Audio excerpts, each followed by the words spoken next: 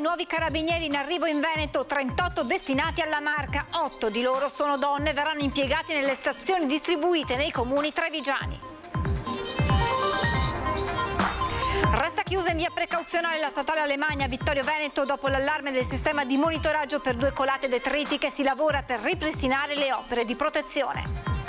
Sicurezza sulle strade, boom di contestazioni per guida con telefonino, in un anno quasi il 40% in più. Intanto ieri sera una donna è stata bloccata sul PUT mentre stava guidando a zigzag sotto gli effetti dell'alcol. Caro bollette, aumenti delle materie prime, allarme, nuove povertà. Il direttore del Centro della Famiglia: nei programmi dei partiti per le prossime elezioni poca attenzione verso le nuove generazioni. Lutto nel mondo del giornalismo per la morte a 70 anni di Giulio Giustiniani, ex direttore del Gazzettino e vice direttore del Corriere della Sera. Per il nostro direttore Bacciali il Veneto perde un'altra voce importante e autorevole.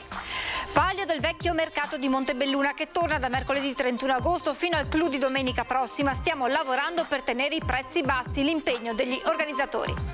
Inaugurata a Zero Branco la tradizionale festa del peperone, giunta alla 55esima edizione. Fino al 4 settembre prodotti tipici, musica, mostre con un occhio di riguardo per i più giovani. Buonasera, ben ritrovati con le notizie da Treviso e provincia. E allora apriamo con i nuovi carabinieri in arrivo nelle stazioni del Veneto. Sono complessivamente per la nostra regione 236 i militari, 38 per la Marca trevigiana. 236 nuovi carabinieri appena usciti dagli istituti di formazione assegnati alla Legione Veneto. Sono i militari che andranno a rafforzare il comparto sicurezza nella nostra regione per garantire ulteriori servizi sul territorio. Sono 38 i carabinieri neopromossi assegnati nei giorni scorsi alle varie articolazioni del Comando Provinciale Carabinieri di Treviso. Sono ragazzi di età compresa tra i 20 e i 25 anni, 8 di loro sono donne e prenderanno servizio nelle nostre stazioni carabinieri operanti su tutto il territorio della Marca trevigiana. Giovani carabinieri che saranno assegnati alle stazioni distribuite in tutta la Marca e che rappresentano un punto di riferimento in termini di legalità e sicurezza, ma anche un punto di contatto con i cittadini. Cittadini che chiedono sempre più presenza nei propri comuni di uomini e donne in divisa di fronte ad una microcriminalità che crea inquietudine e paura. Furti, scippi, rapine ma anche truffe che hanno modalità sempre più ricercate per trarre in inganno la vittima di turno. Una prima importante risposta arriva proprio grazie a queste nuove risorse che non solo garantiranno il naturale turnover, ma soprattutto rafforzeranno il legame tra il corpo dei carabinieri e i cittadini.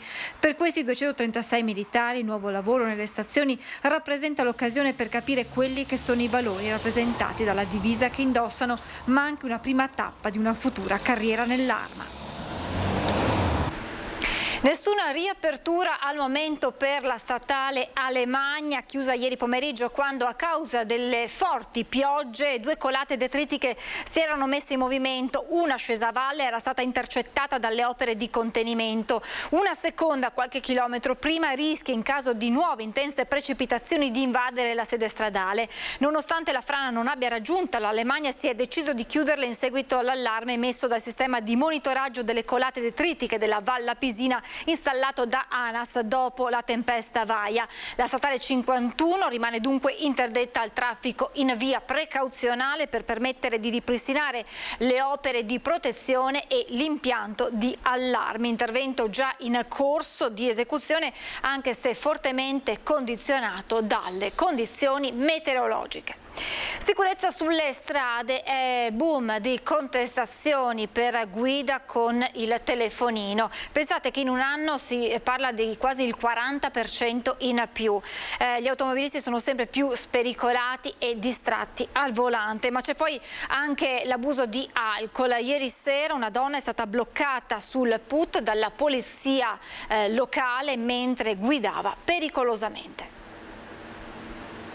Con 1,17 faceva anche fatica a parlare, quindi difficilmente è riuscita a giustificare questo tipo, anche perché non ci sono giustificazioni per mettersi alla guida con un tasso alcolico così alto, per cui la macchina naturalmente è stata affidata alla carrozzeria e la patente è stata immediatamente ritirata. Questo l'epilogo di una serata ad alto tasso alcolico con protagonista una donna bellunese di 57 anni che a zig-zag procedeva sul put. Abbiamo evitato sicuramente un grosso pericolo sia per la conducente che naturalmente anche per gli altri conducenti degli altri veicoli, perché naturalmente una persona che va a impattare contro un altro veicolo significa la grande probabilità di farsi male, se non addirittura un incidente mortale. Traiettoria bloccata quindi con tempestività dagli agenti della locale, che nella nottata hanno elevato anche 2 sanzioni per eccesso di velocità, per poi monitorare in giornata il traffico del controesodo nella domenica da bollino nero. Più in generale i controlli sono stati intensificati. L'estate 2022 si sta rivelando problematica, tanti troppi gli incidenti. Alcuni giorni fa lo stesso comando di via Castello d'Amore aveva diffuso dei video shock con le distrazioni dei trevigiani alla guida, ma a dare la dimensione di un fenomeno in preoccupante crescita sono anche i dati elaborati in queste ore su tutti il boom delle contestazioni ai conducenti distratti dal telefonino, ormai una piaga. L'anno scorso, ripeto, da gennaio ad agosto abbiamo elevato 103 sanzioni per guida con il telefonino, quest'anno siamo già arrivati a 142 sanzioni, quindi già un 37% in più di violazioni che sono state registrate. Anche il mancato uso delle cinture è aumentato decisamente, da 17 sanzioni dell'anno scorso a 41 già quest'anno. Questo significa che manca veramente la cultura della sicurezza. Cultura della sicurezza che non può prescindere dalle scuole. Su questo fronte si riparte ovviamente a settembre. Dobbiamo continuare a fare questo viaggio di educazione nelle scuole e naturalmente con la collaborazione di prefettura, che naturalmente è sempre in prima linea da questo punto di vista, con la provincia e con tutti i tavoli tecnici che si sono formati in questi ultimi periodi, proprio per cercare di far capire quanto importante sia guidare in condizioni di sicurezza. Lutto a Oderzo per la scomparsa dopo una lunga malattia del luogotenente cariche speciali Enrico Di Fede, comandante della squadra operativa volante della tenenza della Guardia di Finanza di Oderzo. Di Fede, 51 anni, originario di Benevento, si era arruolato nel 91 nella Guardia di Finanza e dopo i corsi per ispettori era stato assegnato al nucleo di polizia economico-finanziaria di Venezia. Dal 2005 al 2010 aveva prestato servizio nel nucleo di polizia economico-finanziaria di Treviso e nel 2010 era stato trasferito alla tenenza di Oderzo, reparto che è anche comandato dal 2012 al 2015. Si svolgeranno domani alle 11 nella chiesa parrocchiale di Sant'Andrea di Barbarana i funerali di Sebastiano Marson, l'artista 22enne, cantante, chitarrista, morto lo scorso 20 agosto in un tragico incidente stradale avvenuto lungo via Argine San Marco tra San Biagio e Zenson di Piave. In occasione delle esequie gli amici hanno lanciato la proposta ai partecipanti di indossare tutti abiti bianchi. Sebastiano lascia la mamma Romana, il padre Daniele, ex consigliere comunale, la sorella Maria e la fidanzata Benedetta. Ed è lutto nel mondo del giornalismo per la morte a 70 anni del giornalista e scrittore Giulio Giustiniani, ex direttore del Gazzettino e vice direttore del Corriere della Sera. Era sposato con Elisabetta Nonino, la famiglia friulana della omonima Grappa, con la quale aveva avuto 3 figlie. È morto dopo una breve malattia. Ci lascia un giornalista con la G maiuscola, il ricordo del presidente del Veneto Luca Zaia. Per il nostro direttore Luigi Baccialli, il Veneto perde un'altra voce importante e autorevole, perdo un amico e un collega, le parole di Baccialli. Sentiamo il suo ricordo. Sono molto addolorato per la morte di Giulio Giustiniani. Dopo la scomparsa di Omar Monestier, il Veneto perde un altro grande professionista. Io gli ero subentrato nel 2001 alla direzione del Gazzettino quando scelse di passare alla direzione del TG della 7. Ho avuto modo di apprezzarne le grandi capacità, la serietà, lo scrupolo, anche l'educazione con cui trattava i suoi colleghi e tutti coloro che aveva modo di incontrare e di conoscere. Era una persona educata, era una persona gentile, cosa rara nel nostro ambiente. In fondo era un gran signore, aveva radici nella nobiltà veneziana, anche se di nascita toscana, fiorentino, e a Firenze, a Bologna, mosse i primi passi fino a diventare,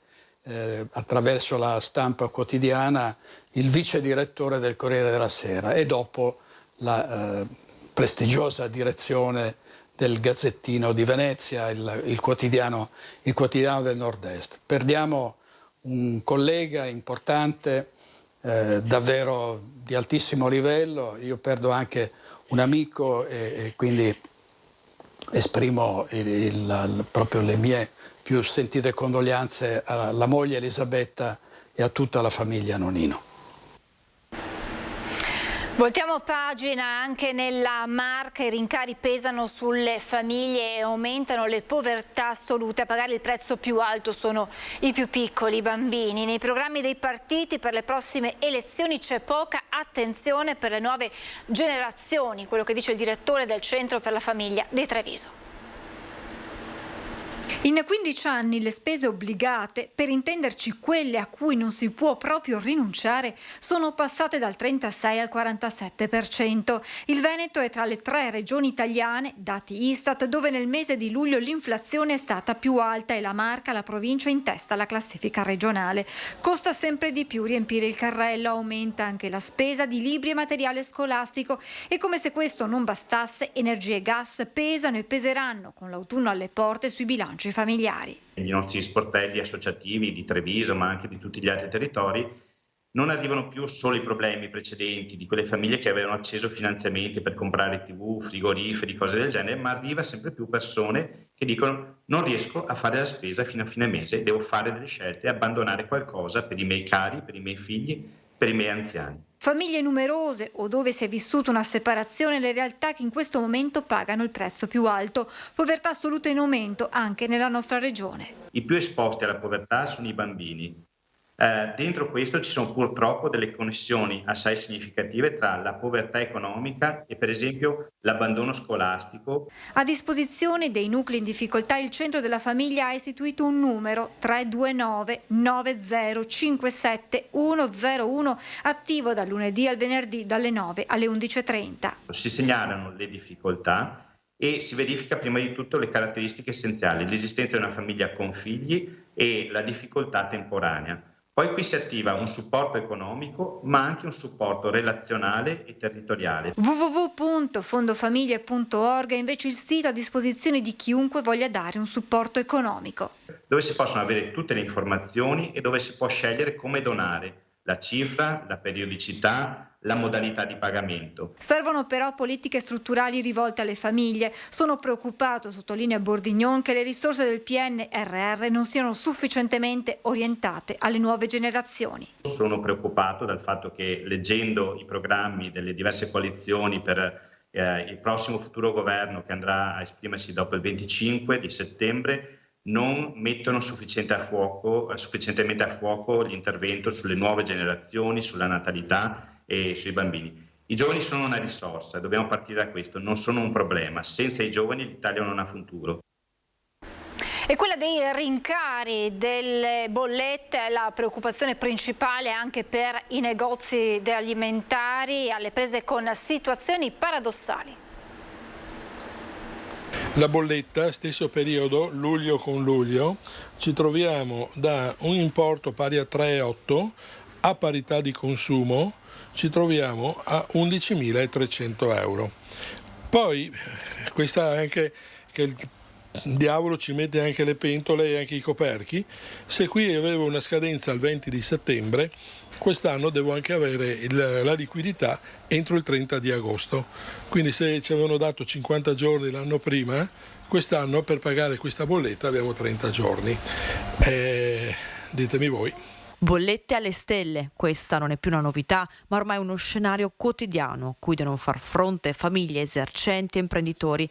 Bollette estive con numeri da capogiro, un amaro antipasto servito in vista di un inverno sempre più spaventoso. La preoccupazione è per chi fa anche le piccole produzioni, come può essere il macellaio che fa gastronomia o la gastronomia stessa che fa le sue belle portate, ma anche il panificatore che ha diversificato dal pane ad altre produzioni, o chiunque ha naturalmente motivo di usare energia. Però questo caro energia, unito a tutto il resto, spalmato nelle piccole produzioni dei nostri negozi, manda fuori il mercato il prezzo dei prodotti. Necessaria in questo momento una boccata d'ossigeno, o meglio un aiuto concreto da parte del governo che si traduce in una richiesta molto chiara. A livello nazionale, come dicevo, la nostra Presidente proprio in tavolo di concertazione col governo ha chiesto un aiuto pari al 30% sui crediti d'imposta. Poi vediamo cosa arriva, perché per esempio finora noi abbiamo avuto solo un aiuto del 12% sulla singola voce energia del secondo trimestre dell'anno. Quindi siamo veramente a un aiuto irrisorio e francamente con i nuovi aumenti, se non si inventano qualcosa, non so come potremo andare. E si sta lavorando anche ad aiuti previsti a livello provinciale. A livello provinciale ci stiamo pensando, anzi stiamo già lavorando, sia verso le famiglie, perché stiamo creando delle soluzioni che possono essere di aiuto alle famiglie stesse con degli sconti e dei prezzi particolari a fronte di determinati pacchetti di acquisto. E l'azienda stessa che viene aiutata dall'Ascom, dall'associazione, tramite i suoi enti, in maniera tale da far sì che le aziende abbiano un minore impatto su questi costi energivori, perché siamo di fronte a una tempesta perfetta. E il tema dei costi dell'energia irrompe anche nella campagna elettorale in vista del voto del 25 settembre, un tema urgente per comuni, famiglie e imprese. Per quasi tutte le forze politiche non si può prescindere da un ruolo forte dell'Europa. La situazione del comune quindi è abbastanza chiara, è di difficoltà e nel momento in cui prepareremo il bilancio di previsione, quindi fra ottobre e novembre, saremo sinceramente in difficoltà, se le cose non cambieranno, per garantire tutti i servizi che siamo soliti garantire alla nostra popolazione. È evidente che con questo aumento dei costi ci saranno anche nel nostro comune 32.000 abitanti, con i servizi, l'illuminazione e tutto quello che ci va, è inevitabile che ci saranno dei rincari. Adesso bisognerà capire e mettere mano, come ha ben detto il sindaco di Preganziola, ai bilanci e capire come andare a pagare le bollette che arriveranno. Uno è candidato con il PD, l'altra con Forza Italia, ma Paolo Galeano e Deborah Varaschin restano entrambi amministratori del territorio, il primo sindaco a Preganziol, la seconda assessore a Montebelluna. Chiaro che il caro bolletta vede i comuni in difficoltà al pari di famiglie e imprenditori. Lo sa bene anche Andrea Penzoiello, candidato per Noi Moderati e presidente di Veneto Imprese Unite. Ormai il trend è uguale per tutti quanti e soprattutto sta iniziando a salire ulteriormente questo gap, inizio a ricevere bollette di associati che sono aumentate anche del 350% e ovviamente con l'inverno alle porte diventa vero e proprio motivo di ansia. Questa è la fotografia e le prospettive. Quanto alle soluzioni, ognuno ha la sua ricetta. Per il Dem Galeano, nazionalizzare gli asset strategici non è un tabù, anche se sul punto servirebbe una strategia europea. E laddove qualcuno si prende la libertà di fare grosse speculazioni, come sta avvenendo adesso in ambito energetico, perché oltre alla guerra tutto il resto è dettato da grosse speculazioni, dal fatto che qualcuno sta facendo tantissimi utili sulle spalle, ripeto, sulle ginocchia di tanti, il mercato lasciato da solo in queste situazioni non può che portare a questo. Anche Varaschin guarda l'Europa, forse l'unico soggetto in grado di porsi con autorevolezza nei confronti dei grandi colossi energetici. Credo che bisogna fare attenzione, ma molta attenzione a quelli che sono i ricavi di quelle aziende energetiche che in questo momento è vero che sono ricavi, non sono utili, però ci sono, e se non è bello andare a vessare, a tassare, però credo che da parte loro sarebbe quantomeno auspicabile che incominciassero a mettere mano su quello che sono i loro ricavi. Una richiesta immediatamente operativa arriva da Penzoiello. Noi abbiamo chiesto e continueremo a chiedere a gran voce che ci sia un taglio, una riduzione sostanziale dell'IVA nel gas e nell'energia elettrica, perché è l'unica aliquota che è proporzionale al costo dell'energia. Se domani, a ottobre, a novembre, ci troveremo un nuovo aumento dell'energia, avremo in questa maniera un maggiore sconto poi sul cliente finale. Ci stiamo impegnando a tenere i prezzi bassi. In tempi di caro energia vogliamo consentire a tutti di partecipare. Questo è l'impegno degli organizzatori del Palio del Vecchio Mercato di Montebelluna, che torna da mercoledì 31 agosto fino al clou di domenica prossima. Per un attimo, per pochi giorni, potremo non pensare a ciò di cui parlavate prima, il caro vita, il caro bollette, che incide sulle nostre vite, e noi in questo senso abbiamo pensato, cercato, e penso che ce l'abbiamo fatta, di tenere molto bassi i prezzi. Coniugare la tradizione e la voglia di ritrovarsi con la lotta al carovita è questa la sfida nella sfida per l'organizzazione del Palio del Vecchio Mercato di Montebelluna, giunto alla sua 32esima edizione. Vedere il Palio è accesso libero, assistere agli spettacoli è accesso libero, ma l'area gastronomica chiaramente ha i suoi costi. Abbiamo cercato di mantenere prezzi alla portata di tutti, perché è una festa e deve essere una festa per tutti e non per alcuni. Un Palio davvero aperto a tutti, che ritorna ai suoi vecchi fasti dopo 2 anni di pandemia. Si comincia il 31 agosto con l'esibizione delle 11 damigelle delle contrade, il 1 settembre con la presentazione delle squadre, mentre la serata di venerdì è affidata ai big della musica, i Bengala Fire, la band di Cornuda arrivata al successo con X Factor, e Samuel dei Subsonica. Sabato il mercato a chilometro zero e il Palio femminile. La domenica poi è il nostro giorno, perché si parte fin dalla mattina alle ore 11 con la pesatura storica, alle 15:30 vi faccio dire una novità incredibile, perché la sfilata con oltre 1000 sfilanti per la prima volta non sale ma scende per ricordare i 150 anni dallo spostamento del nostro mercato cittadino, e poi dalle ore 17 la gara più attesa, quella che da 32 anni scalda gli animi del territorio e lo farà ancora. Momenti che potranno essere vissuti anche a distanza per chi non potrà essere presente fisicamente. L'appuntamento è sulla nostra emittente. L'invito chiaramente a tutti coloro che non potranno essere qui sulle nostre strade di accendere la TV, di collegarsi a Antenna 3 e di assistere a uno spettacolo unico. È il momento di fermarci per una breve pausa pubblicitaria, tra pochissimo.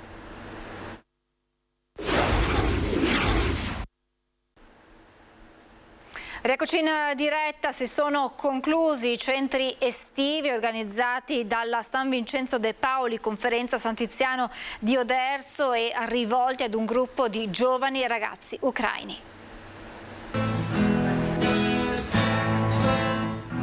3 settimane di giochi, sport, corsi di lingua italiana e inglese, ma soprattutto 3 settimane per cancellare gli orrori della guerra. I 20 bambini e ragazzi, tutti di nazionalità ucraina, hanno salutato gli animatori dei centri estivi organizzati dalla San Vincenzo de Paoli. Oltre ad aiutare i bambini, dentro di me ho pensato anche di dare uno piccolo sollievo alle famiglie di questi bambini. I giovani con genitori e nonni sono fuggiti dall'Ucraina dopo l'invasione russa e sono tuttora ospitati da parenti o presso associazioni a Oderzo. Sono state le stesse famiglie a manifestare la necessità di attività che permettessero ai più piccoli di tornare ad una sorta di normalità. Ed ecco che i centri estivi, con le attività di mediazione linguistica e interculturale, di accompagnamento all'insegnamento scolastico, ma anche attività sportive, di animazione e laboratori, hanno dato una risposta a questa richiesta, regalando attimi di gioia e spensieratezza a chi ha pagato il prezzo più alto della guerra, inondare e avere reciproco tra animatori e bambini. Si è e si diventa dei bravi, dei buoni professionisti, dei bravi insegnanti se si continua ad imparare dai propri studenti. Ed è quello che credo che abbia lasciato questa esperienza anche agli animatori, no? Questa esperienza con dei giovani ragazzi che vengono da lontano, che vengono da una realtà molto difficile, che hanno portato qui il loro essere, le loro difficoltà, i loro dolori, ma anche la loro gioia. Da settembre partirà l'educazione fisica all'interno delle scuole elementari, per l'esattezza dalle classi quinte. A Montebelluna è partito un nuovo progetto che vuole avvicinare i più piccoli nell'orario scolastico a diverse pratiche sportive. Alla scuola elementare arriva l'insegnante di ginnastica, una novità prevista dall'ultima legge di bilancio firmata dal ministro dell'istruzione Patrizio Bianchi, che partirà per le classi quinte a partire dal prossimo anno scolastico 2022-2023. È un piccolo passo, bisogna capire perché soltanto al quinto anno, mentre forse le fasce che ne hanno più bisogno sono sicuramente quelle dei più piccoli. Nelle scuole primarie l'educazione fisica è prevista dall'ordinamento, ma è al momento delegata ai tutor, figure fuori dall'organico, spesso al lavoro in forma indiretta. Ci sono moltissime ricerche che hanno mai conclamato che c'è un rapporto stretto fra attività motoria, opportunità di movimento e sviluppo dell'intelligenza.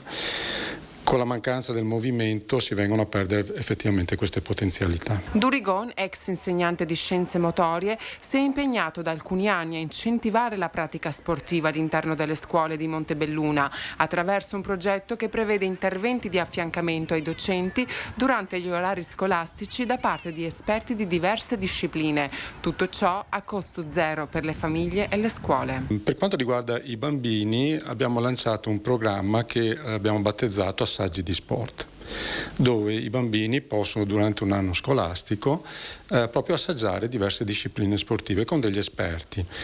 Non si tratta di fare sport, si tratta di giocare con lo sport. Nuoto, scherma e atletica offerto ai più piccoli. Secondo Durigon, più larga è la base motoria e pertanto gli stimoli sportivi che si possono dare ai soggetti in fase evolutiva, tanto più alto sarà lo sviluppo delle loro potenzialità motorie in futuro. Noi a Montebelluna, come pochi in Italia, non sono tante le realtà che hanno poi messo in piedi realmente questo, siamo riusciti a realizzarlo. Siamo partiti col primo anno, quindi nelle scuole i bambini hanno potuto assaggiare alcune discipline sportive. È importante che i bambini abbiano la possibilità di fare esperienze variate.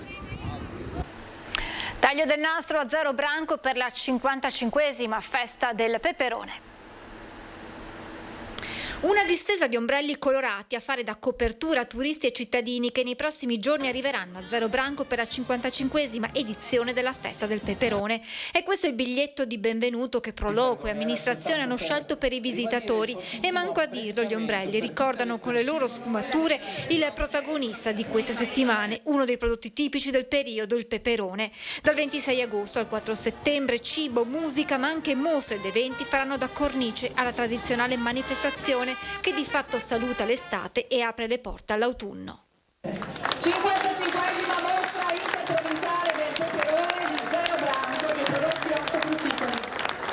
L'edizione 2022 della Festa del Peperone ha un occhio di riguardo per i giovani, con eventi pensati proprio per loro, come la serata d'apertura dedicata al tuning auto. Ormai è storica qui a Zero Branco la sfilata dei trattori che coinvolge qualsiasi generazione, dai bambini fino agli anziani, e poi finalmente si è ritornati ad avere uno spazio della sagra dedicato proprio ai giovani e ai ragazzi, quindi con DJ e con musica per loro. Giovani impegnati anche nella Proloco e nelle altre associazioni che hanno reso possibile questa festa numero 55. I giovani si inseriscono e donano il loro tempo, donano la loro forza lavoro agli altri senza chiedere nulla in cambio, così come hanno fatto i loro padri, i loro genitori, i loro nonni e appunto in questo caso in 55 anni di attività sul volontariato per il territorio. Sbarca a Treviso la Holy Run, 3 giorni di musica, colori e allegria, quest'anno aperta anche ai cani. Appuntamento al 2, 3 e 4 settembre. È la prima volta che portiamo un evento di questa natura in un quartiere e la volontà è proprio quella di estendere il più possibile le feste che si hanno in città anche alla periferia, proprio perché noi riteniamo che tutta la città debba assolutamente vivere, deve godere di eventi, quindi è un episodio pilota che poi comunque verrà riproposto anche in altri quartieri. Noi la chiamiamo la nostra data zero per questo nuovo format di evento che dura 3 giorni, quindi cerchiamo di portare più persone possibile a questo evento e dopo 2 anni di pandemia e di fermo totale. Non solo piazze dunque per questa tappa di Holy Run, perché il centro dell'evento sarà il Parco Uccio di Santa Bona, che ospiterà così un weekend ricco di novità e tanta musica. Appuntamento clou della 3 giorni, la famosa corsa non competitiva di 7 km che attraverserà alcuni spazi verdi della città e che si terrà domenica 4 settembre. Estendere gli eventi anche ai quartieri e di farlo soprattutto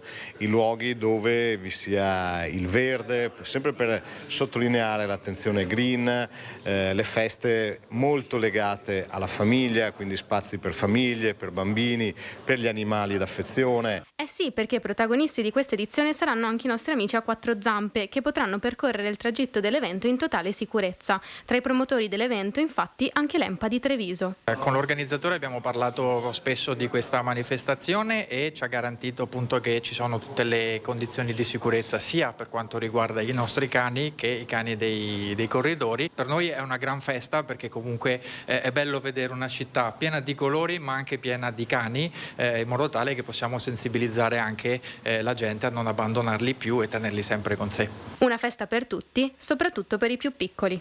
Il nostro format tenta di coinvolgere le persone, ma le famiglie principalmente, perché dei nostri iscritti oggi quasi il 50% sono bambini. Ci sono quasi più bambini che adulti. Siamo in chiusura, vi lascio alle previsioni del tempo. Grazie per averci seguito e ancora buona domenica.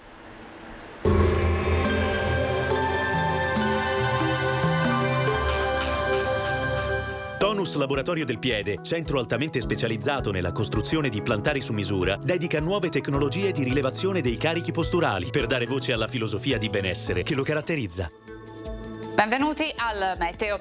Lunedì 29 assisteremo ad un rialzo della pressione con conseguente attenuazione dell'instabilità che ha caratterizzato l'ultimo weekend di agosto. Vediamo insieme il dettaglio.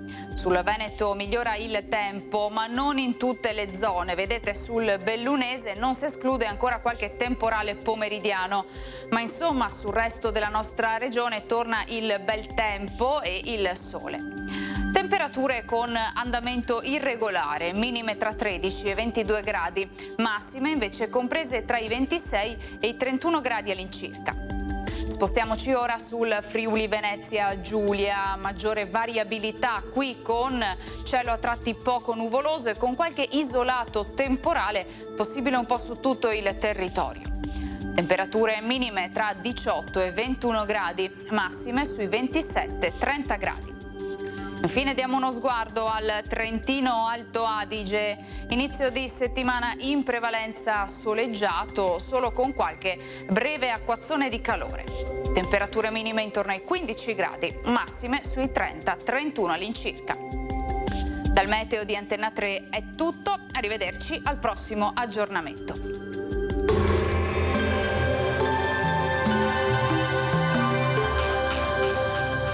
Tonus Laboratorio del Piede, centro altamente specializzato nella costruzione di plantari su misura, dedica nuove tecnologie di rilevazione dei carichi posturali per dare voce alla filosofia di benessere che lo caratterizza.